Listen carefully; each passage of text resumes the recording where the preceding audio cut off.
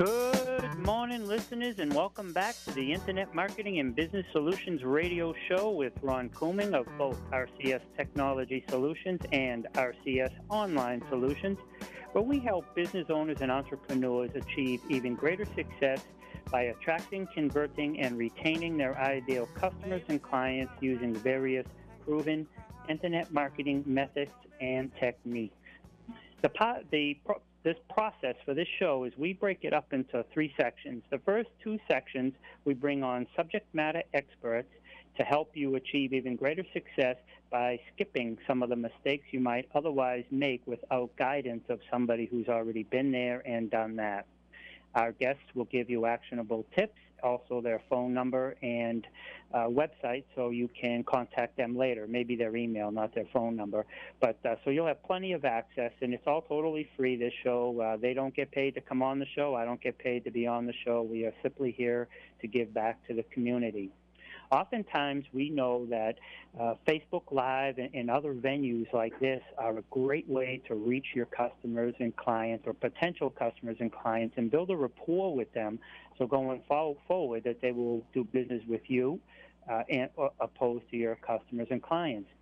But unfortunately, a lot of people don't have enough confidence to go online, to go live. Either they feel they don't have the skill set, or they don't look right, they don't sound right, whatever it is. Today, we're pleased to have Michele Moreno, who is a camera confidence coach, amongst other things, and she can help you go from freaking out to freedom on the camera to grow your business and your brand. As a confidence expert, she's been on radio shows such as Money for Lunch, Sales Bubble, and Selling in a Skirt. And as a business reporter, she wrote for Tom Peters and social media star Guy Kowalski, teaching secrets from the acting world. She acted on hit TV shows such as The Shield on FX, Boston Legal, ABC, and Parenthood, NBC. She also traveled the world as a professional singer and was the only Latina Ray Charles backup singer in history. Michele Moreno, talk to us. How are you today? Ron, I'm so great. It's a pleasure to be here. Nice. I didn't know you were the only backup singer for Ray Charles. Can you sing us a little something? I don't mean to put you on the spot. Latina descent. Yeah. I mean, it was a pretty wild experience, let me tell you. And they put me right in the room with Mr. Charles for my audition, which never happens. The star's never at the audition. And it was me and Ray Charles and a grand piano, and I walked in, and I had to get the job. That's amazing. I mean, Ray Charles is he's an icon. Yeah, and so good for you. But also Boston Legal, The Shield, Parenthood. I mean, you have been in front of the camera. So for you to be a camera confidence coach, I mean, there's no question you're qualified. Thank you. Yes, when you have the cameras rolling and millions of dollars on the line, because some of these productions, they literally cost that much to put on, produce in a day. So you got to know what you're doing. You have to have taken a lot of steps to get there. Excellent. And why do you think that people are so afraid of the camera or to go live on Facebook or other platforms?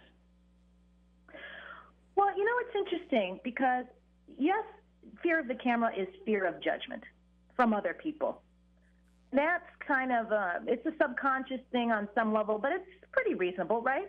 To imagine that you're fearing like the haters. You're just taking yourself back to high school with the mean girls. I mean, you're afraid of people saying, ooh, she's ugly, or you feel like you sound bad and look bad. But there's even something more insidious happening when you go on the camera. And it goes back to our days when we traveled in packs as tribes. And if you got separated from the pack and you were alone away from the group, you would die because you'd get caught by a predator or the enemy tribe, or you would starve to death. So literally, when people do public speaking, part of the freak out, part of the body's response for fight or flight is literally going back to that fear. So, folks, it's not your fault. Having all those eyes on you is actually tribal, and it's part of our primitive culture and cultural memory. So isn't that crazy? But they say that there's a vestige of that going on. Yeah, The other part of it, though, is the judgment. Yeah, I'm amazed. You know, I've been in internet marketing, and I've had, you know, literally hundreds of clients, and I've done tons of work, created videos for people, worked with them. I've never actually heard that it goes back to the primitive if you get separated from the pack. But that fear, I mean, that's wow. I mean, that is like, you know, that's heavy. You know, it's heavy, Ron, and, you know, I'm an actress, but I'm also, you know, I like to watch TED Talks and read a lot. So I find out all these juicy tidbits to go along with my coaching, that it's true. And what's interesting about fearing judgment today is that the fact that your body is hiding from the enemy, you know, it literally causes your body to shut down. So what I teach people is to literally take the nerve that they're feeling, that their body is preparing them for fight or flight. So use the nerves with positive body language and roll your shoulders back and take up a lot of room and use the extra energy to speak more clearly with your mouth. So channel it, you know, channel the shakes literally into your mouth to form the words. Use the blood that's pumping in your body to remember your talking points. So it's not all bad in that you can actually make nerves your friend and use them for positive reasons when you go on camera to help yourself. Yeah, I mean, to me, that's amazing. But a lot of the things that humans do really goes back to primitive states, and sometimes people don't even, they're not even aware of it most of the time. And so to me, that's really getting down to basics. And so if somebody is at that state, what are one or two or three things that they could do to possibly overcome that and become a little more confident on stage? I mean, on stage or on camera. Yeah. Well, the first thing you want to do is you want to take your mind away from your negative self-talk and focus it on the person on the other side of that lens.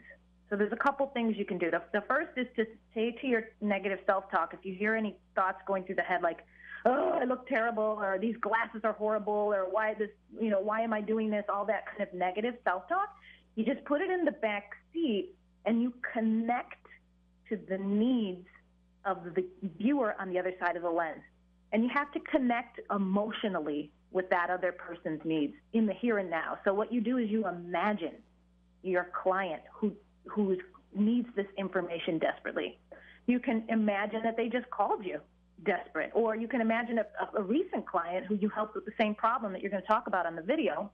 Whatever it is that you need to imagine, but you need to connect and understand that real time, when you do this video, somebody on the other end is going to be receiving it.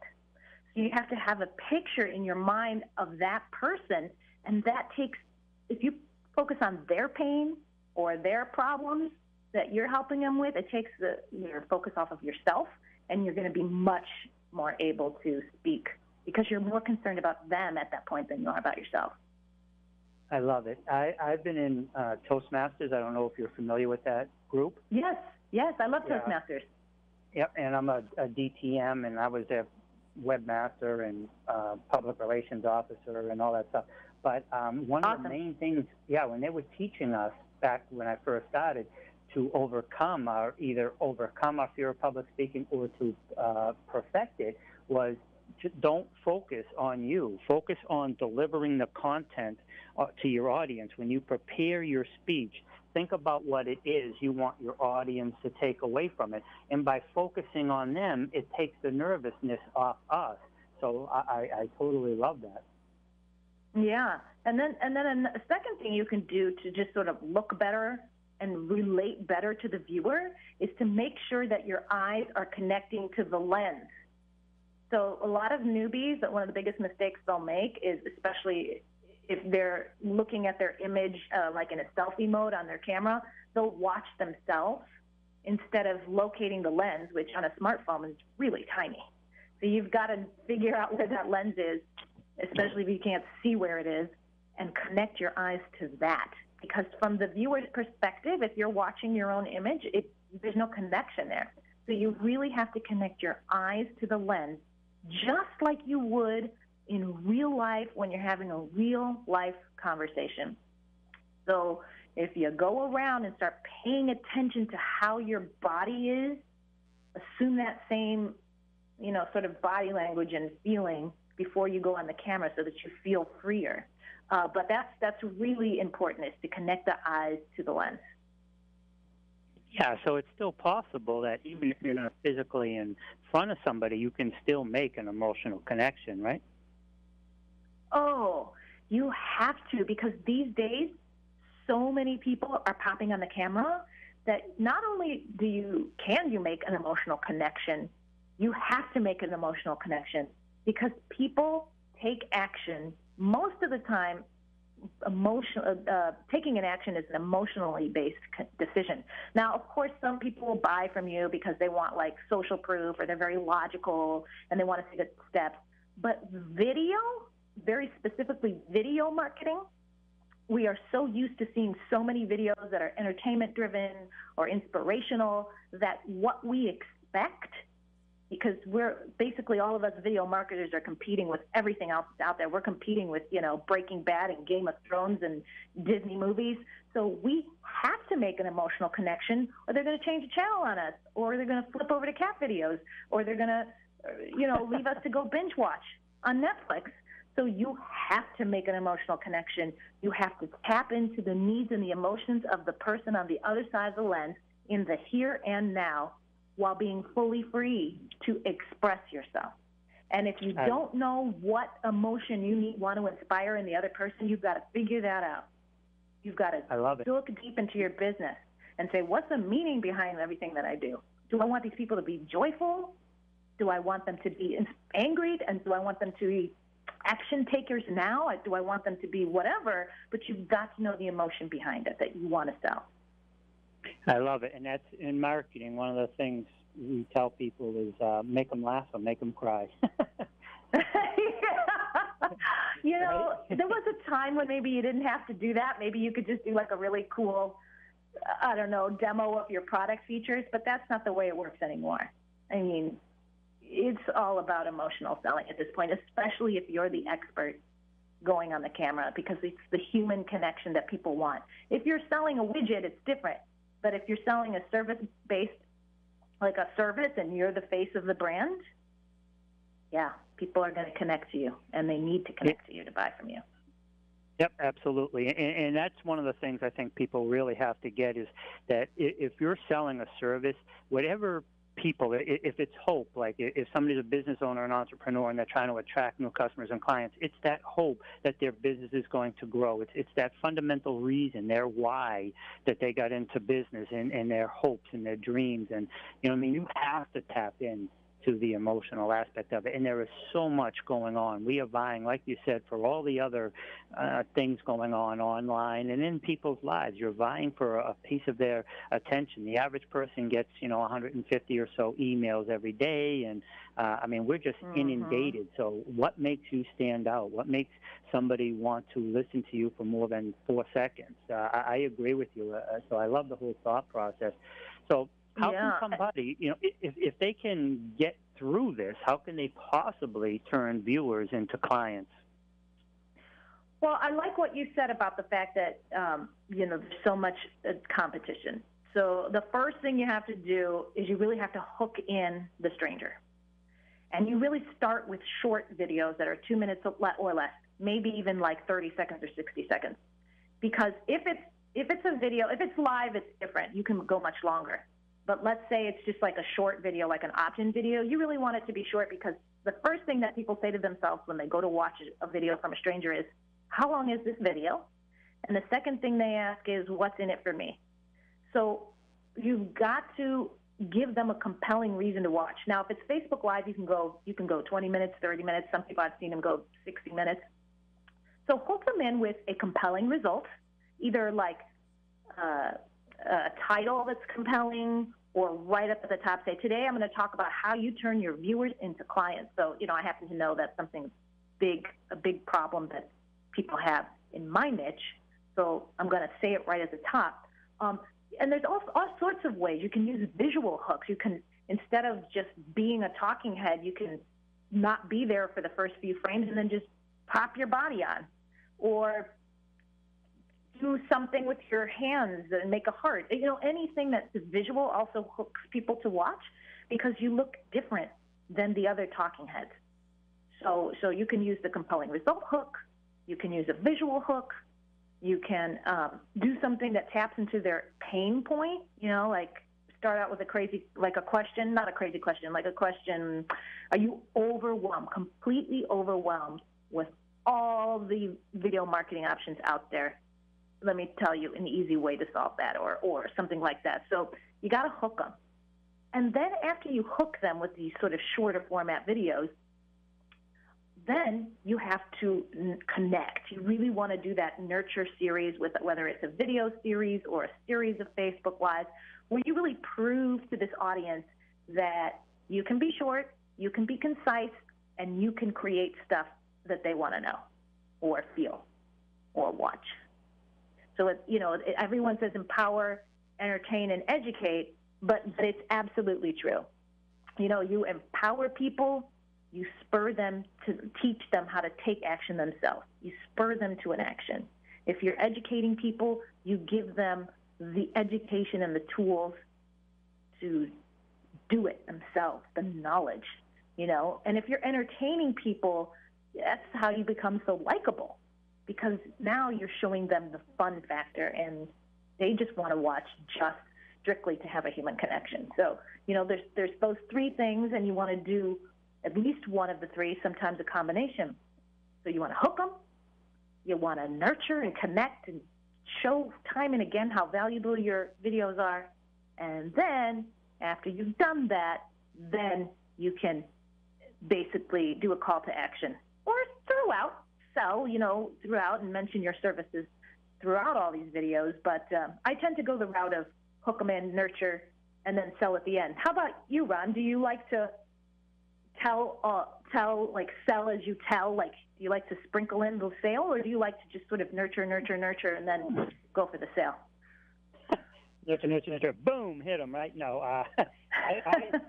What's that? That Gary Vaynerchuk book? He had that book, Bam, Bam, Bam, and Hook, or something. Anyway, yeah. He had a book like that. Yeah, Gary's a great guy. But how I usually do it is I give away a ton of free information, ton of free value, but I like to lead with results. You know, like you said earlier, the heading. What is the result? Is that somebody's going to get? An example, we do a full slate of internet marketing services, or either with or being a website that they have. And I find that most people's websites are like brochures.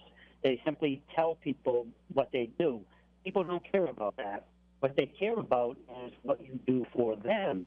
So your open line on your website should be results. You know, our clients get. You know, I mean, if you look to attract and retain, you know, that's what they want to hear. They want to tell the results to them.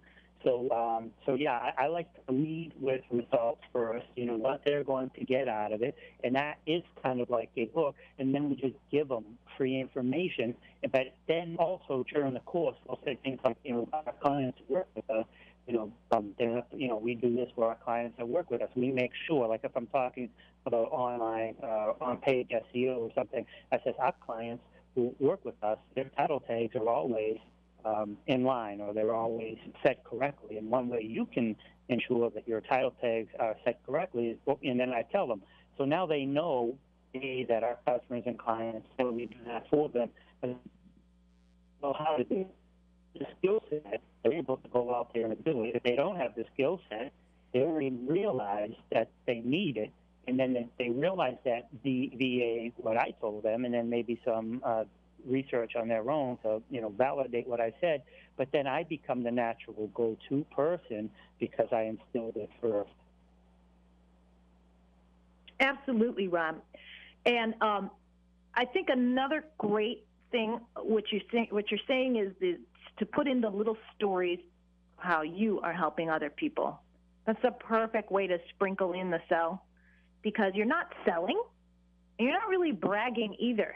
It's the perfect way to say, you know, because when my client, and I helped my client XYZ, You're just telling a story that relates to the content that you're delivering. You're not saying, I'm so great and I help my clients every day. That's not what you're doing. You're just telling a story that relates to the content. And you're also saying, hello, I have services. So that is one of the best ways to, I call, sprinkle in the sell. And I think it's great that you do that. Yeah, I like to really work from like an attraction, not a sales. You know, people will know what we can do and how we do it, and they'll know before they even come to us. So when they come to us, our conversation isn't a sales pitch. We work, I and our clients, we work on the attraction.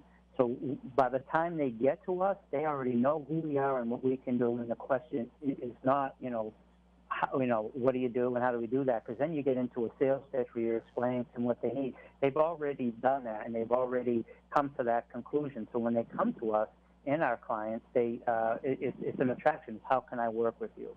So that's what I really like by doing what your suggestion and what I also firmly believe is you're coming from an attraction marketing device opposed to a sales marketing device.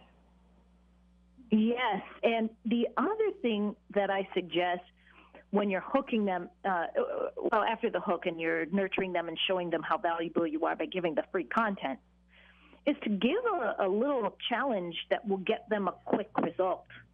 So always show your expertise by making a suggestion and saying, why don't you try X, Y, Z?